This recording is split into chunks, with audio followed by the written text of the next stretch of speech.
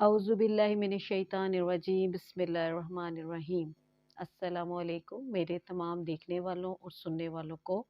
इश्क़ हकीकी के लिए राह अल्लाह में खुशामदीद। उम्मीद करती हूँ सब लोग खैर खैरियत से होंगे।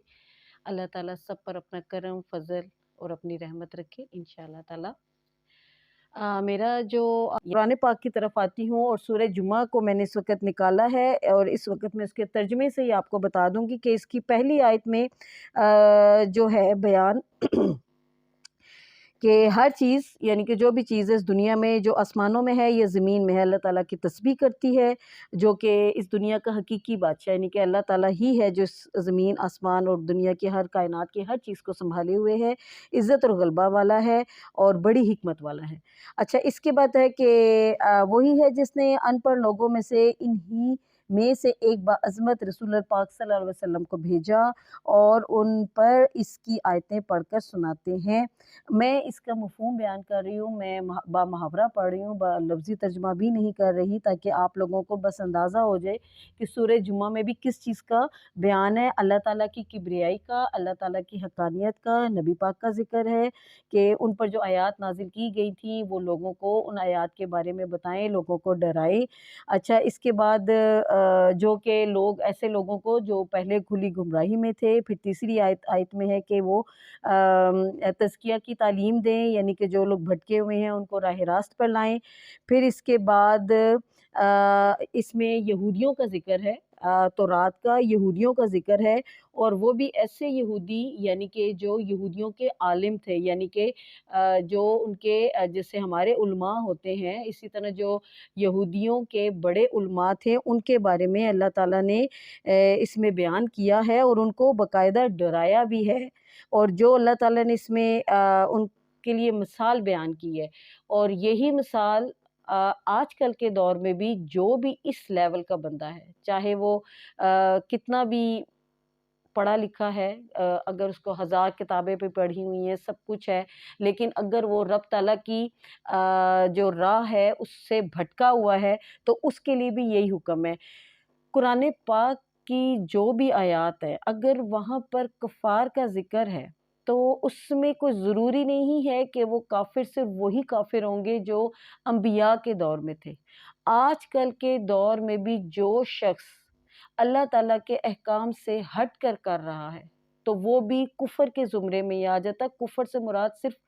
वो ही काफ़िर नहीं है, कुफ़र का मतलब ही झूठ होता है। जो शख़्स झूठ को अपनाएगा वो कुफ़र के ज़ुमरे में आ गया और इसी में ही इसीलिए अब जिस तरह यहाँ पे बयान है कि उन लोगों का हाल जिन पर तौरात के अहकामात का बोझ डाला गया यानी कि जिन पर तौरात नाज़िल की गई थी और उसके अहकाम भेजे गए थे, लेकिन वो उसको उठा ना पाए। ये मैं मुहावरत नहीं बता रही हूँ लेकिन वो उसको उठा ना पाए। तो उनकी मिसाल गधे की मिसल है जो पीठ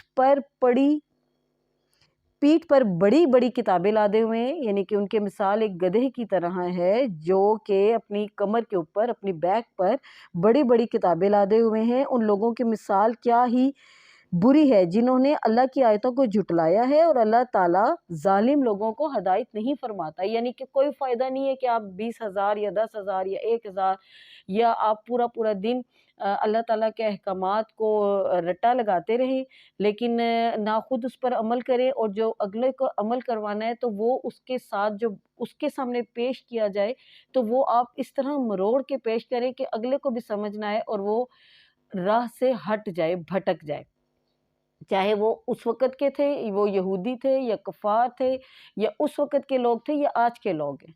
आजकल के दौर में भी जो भी रब ताला के अहकामात को ठीक तरह से लोगों तक नहीं पहुँचा रहा, उसके लिए भी यही अहकाम है जो अल्लाह ताला ने यहाँ पे कुरान पाक में यहूदियों को दे दिए। ये 5 नंबर आई थी और 6 में आपने कहा आपने अल्लाह ताला ने फरमाया है नबी पाक सल्लल्लाहु अलैहि वसल्लम को कि आप फरमा दीजिए ऐ यहूदियों, अगर तुम ये गुमान करते हो कि सब लोगों को छोड़कर तुम ही अल्लाह के दोस्त हो यानी औलिया हो, تو موت کی آرزو کرو، کیونکہ اس کے اولیاء کو تو قبر و حشر میں کوئی پریشانی نہیں ہوگی، اور اگر تم اپنے خیال میں سچے ہو۔ اس کی وجہ یہ ہے کہ جو بنی اسرائیل تھے وہ اللہ تعالیٰ کے اس میں کوئی شک نہیں کہ بڑی پسندیدہ قوم تھی، لیکن انہوں نے اپنی وہ جسے کہہ لیں کہ حرکتوں کی وجہ سے اور اپنے جو ان کے اطوار تھے اس کی وجہ سے وہ اللہ تعالیٰ کے قریبی بندوں میں سے ہٹتے چلے گئے، کہ جو اللہ تعالیٰ حکم دیتے تھے وہ اپنا ہی کام کرتے تھے اور اللہ تعالیٰ کے احکامات سے اپنا ہی کام کرتے تھے اور اللہ تعالیٰ کے احکامات سے دور ہوتے گئے۔ اسی کی وجہ سے انہوں نے کہا کہ آپ اتنا کچھ کر لو، مطلب اللہ تعالیٰ نے نبی پاک کو بولا کہ ان کو یہ بتا دیں کہ یہ اتنا کچھ کر رہے ہیں برا اور پھر بھی یہ سمجھتے ہیں کہ میرے دوست ہیں، تو میرے دوست ایسے نہیں ہیں۔ میرے دوست وہی ہوں گے یا میرے قریبی یا میرے پسندیدہ بندے وہی ہوں گے کہ جو میرے احکام کو پورا کریں گے، کہ جو اس کتاب میں یا جو بھی جس دور میں جس نبی پر جو کتاب نازل ہوئی، جو اس میں اللہ کا حکم تھا، ان کی قوم انہی احکامات کے مطابق چلے۔ اچھا، اس کے بعد جو اس کی آخری آیات ہیں اس میں پھر یہی ہے کہ اے ایمان والو، جب جمعے کے دن جمعے کی نماز کے لیے اذان دی جائے تو فوراً اللہ تعالیٰ کے ذکر یعنی خطبہ اور نماز کی طرف تیزی سے چل پڑو، خرید و فروخت یعنی کاروبار کو چھوڑ دو، یہ تمہارے حق میں بہتر ہے اگر تم علم رکھتے ہو۔ یعنی کہ جو بھی آپ کام کر رہے ہیں اس کو چھوڑ دیں اور اللہ تعالیٰ کے طرف اپنے کاموں کو چھوڑ کے اللہ تعالیٰ نے جو بلایا ہے اپنے عبادت کے لیے اس کی طرف جائیں، اپنے کاروبار کو چھوڑ دیں، اور پھر جب نماز ادا ہو چکے تو زمین میں منتشر ہو جاؤ، اور پھر اللہ کا فضل یعنی رزق کی تلاش کرنے لگو، اللہ تعالیٰ کو کثرت سے یاد کرو تاکہ فلاح پاؤ۔ اس میں جو ایک چیز اور بھی ہمیں غور کرنی چاہیے کہ اللہ تعالیٰ نے قرآن پاک میں سورہ جمعہ کو نازل کیا، اس میں جن چیزوں کا بتایا وہ میں نے آپ کو بتا دی، اور اس آیت میں 10 نمبر یہ آیت ہے، اس میں ایک چیز جو بڑی اہم ہے، کیونکہ جو رب تعالیٰ کہہ دیتے ہیں اور اس کا مطلب ہے کہ جو اللہ نے کہہ دیا نا وہ تو ہے ہی ہر حساب سے 100%، 100%، ٹھیک ہے۔ اب اکثر اور بیشتر یہی ہے کہ جب جمعے کا دن، میں نے جس طرح پہلے بھی بتایا کہ اکثر یہاں پر جمعے کچھ علاقوں میں جمعے کو چھٹی ہوتی ہے اور لوگ سوئے رہتے ہیں، یا نہ بھی سوئے ہوں تو دکانیں بند ہوتی ہیں، مطلب 20% کھلی ہوتی ہیں، ادروائز شاپس بند ہی ہوتی ہیں۔ حالانکہ یہاں پر کہا جا رہا ہے کہ اللہ تعالیٰ نے کہا کہ جمعے کی نماز کو ادا کرو، اس کے بعد پھیل جاؤ اور اپنے لیے رزق تلاش کرو، یعنی کہ جو جمعے کا دن ہے وہ رزق تلاش کرنے کے لیے اللہ تعالیٰ نے اس دن کو خود چنا ہے کہ آپ اللہ تعالیٰ کے فضل کو تلاش کرو، بے شک کہ اللہ تعالیٰ ہمارے لیے ہر کام میں بہتری کرے گا۔ اب یہ جو آخری آیت ہے سورہ جمعہ کی 11ویں آیت، اس کا جو مختصر میں پس منظر بتا دیتی ہوں کہ اس آیت میں کہ جو بیان ہوا ہے کہ اللہ تعالیٰ نے کہا ہے کہ جو سب کا جو رزق ہے وہ اللہ تعالیٰ نے دینا ہے، اور یہ ہر چیز کو کھیل تماشا نہ سمجھے۔ اس کے پیچھے جو ایک چھوٹا سا واقعہ ہے وہ یہ ہے کہ جو احادیث جو تفسیر سے معلوم ہوتا ہے کہ اس میں نبی پاک جمعے کے دن خطبہ ارشاد فرما رہے تھے، تو اچانک مدینہ طیبہ میں شام سے ایک تجارتی قافلہ عین نماز جمعہ کے وقت آیا اور اس نے ڈھول تاشے بجانے شروع کر دیے تاکہ بستی کے لوگوں کو اس کی آمد کی اطلاع ہو جائے۔ رسول پاک صلی اللہ علیہ وسلم اس وقت خطبہ ارشاد فرما رہے تھے، ڈھول تاشوں کی آوازیں سن کر لوگ بے چین ہو گئے اور تھوڑے سے آدمیوں کے علاوہ باقی سب بقیع کی طرف دوڑ گئے جہاں قافلہ اترا تھا، یعنی ان کو یہ ٹینشن تھی کہ یہ نہ ہو کہ ہمارے نماز پڑھتے پڑھتے وہ تجارتی قافلہ جو ہے وہاں سے چلا جائے۔ اور جو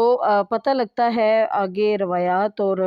احادیث کے حساب سے وہ یہ کہ یہ واقعہ نماز کی حالت میں پیش آیا تھا، اور کسی میں یہ ہے کہ یہ واقعہ اس وقت پیش آیا کہ جب نبی پاک خطبہ دے رہے تھے، لیکن حضرت جابر جو ہے اور دوسرے صحابہ اور تابعین کی تمام روایات جمع کرنے کے بعد یہ بات صحیح معلوم ہوتی ہے کہ یہ دوران خطبہ کا واقعہ ہے۔